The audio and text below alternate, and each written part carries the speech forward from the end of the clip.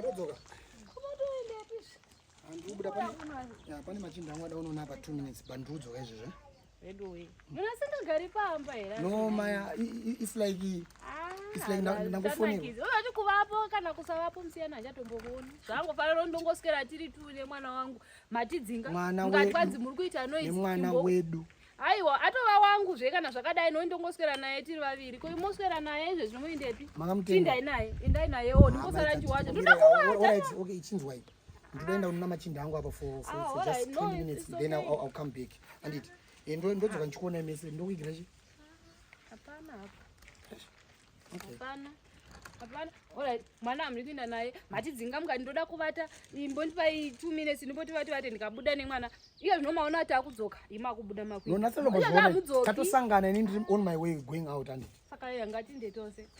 Munakapfeka unopfeka zvinhu chimbomira kani tinozvita mangwana kana manheru manyatsogeza madai ukapo kana kusavapo hako musiyano zvangu ndova ndisingatombooni ora chindisiyira ifoni ndimuridzire songu yanofarira foni haiti foni munomuridzira muyenyi ndogona kusendera kana kuiplay pa YouTube foni ko right kana ndasvika ipo ndotaura nawo zi like machinda hazvina zvokushata anozati zvinhu zvakaipa asi kutaura chokwadi ai munonyanya kukomplaina ini ndakudzokera kusaudi dzokera zvangofanana ngatitori ndogande nditori right foni hamundi kubatigwa mwana hamundi kubata hamundi kugara nesu nemwana hamunoko alright kana musingati nefoni yenyu ka anoona kuti mwana akuona makatuni zviromba muna achona makatuni ezvimagetsi anogara asipo haana kana chokuti wanombovaraidzwawo nacho kana achona makatuni anotovata saka tomitira plan ipi momutengera henyu kana kalaptop I think kuti rather than using my phone tomutsvagira laptop manje munomara yationa laptop ariko ku-DXB runners ndibyo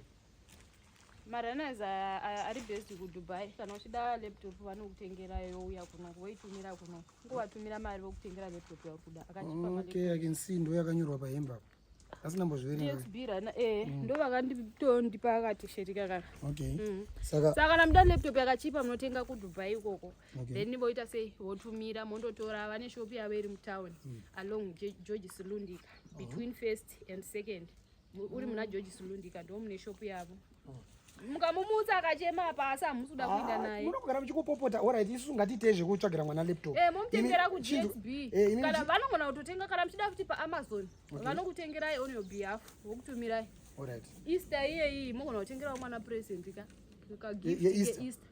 ndiye Jesu here alright it's fine inzwai saka zvamuita imimi ka chibatai veDXB vacho muvaudza kuti kuda laptop yechi yamwana mukavaudza mukaorder pandodzoka apa ndodzoka nditransfer mari yacho toita izvo zvandi pandiri kudzoka just 20 minutes chete foni haina chainayo che ingori nemaprayer request chete